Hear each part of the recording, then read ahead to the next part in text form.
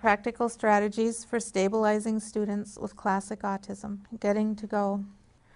Individuals with Asperger's syndrome or high-functioning autism wake up in the morning with their game piece on the go square, ready to play their game of life. To do so, they often have particular daily supports that enable them to move around their game board of life. Individuals with classic autism wake up in the morning and must first find their game piece and then get it to the goal square on the game board of life. I have learned over time how to efficiently streamline the process I refer to as getting to go for students with classic autism. Besides working well for students and adults I have supported, it also works well in my own life as an individual with classic autism. Neither internal nor external regulation just happens for individuals on the autism spectrum. They must bring deliberate and ongoing attention to these areas. It is difficult because our bodies do not afford us with a constant experience, but instead we have variable experiences of awareness and a processing of what is happening in the world around us. Our senses work together to bring us information from the world around us. For people with autism, the information gained from the senses sometimes comes in a bit differently than it seems to come in for people who do not have autism. The three main effects of this difference is that information may come in too big, too small, or distorted. This can happen in any, some, or all of the senses. When this happens, the world can feel unsafe or dangerous.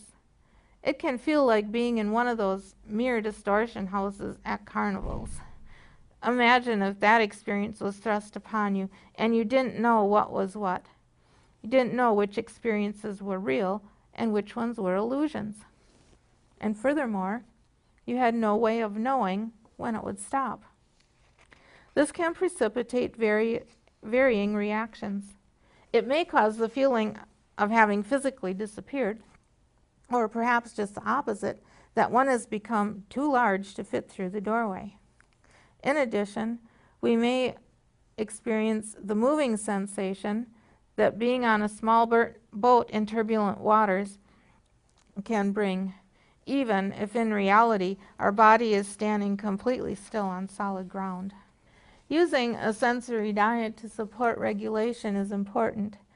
It allows improved participation during the school day. Sensory regulation involves actively adjusting amounts and kinds of incoming sensory information in a way that allows for optimal functioning when one's neurology does not permit this to occur automatically. Bringing intentionality to sensory regulation is one component of internal regulation. Using visual schedules affords those of us with autism a way to make sense of what is going on in the world around us. A visual schedule allows the world outside our body to be organized. This is important because the neurology of some individuals doesn't always permit them to know where to look to pick up the social cues of what will happen next. A visual schedule shows what will happen in what order during a specific period of time. Here are some examples of visual schedules.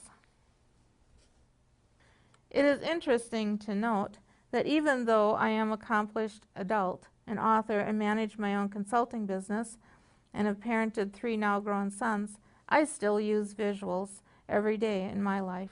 In fact, the many practical internal and external regulation strategies I've used extensively in my consultation for students also work for adults. Bringing intentionality to both internal and external regulation allows all of us with classic autism to live a better life, doing and being all we want in this world.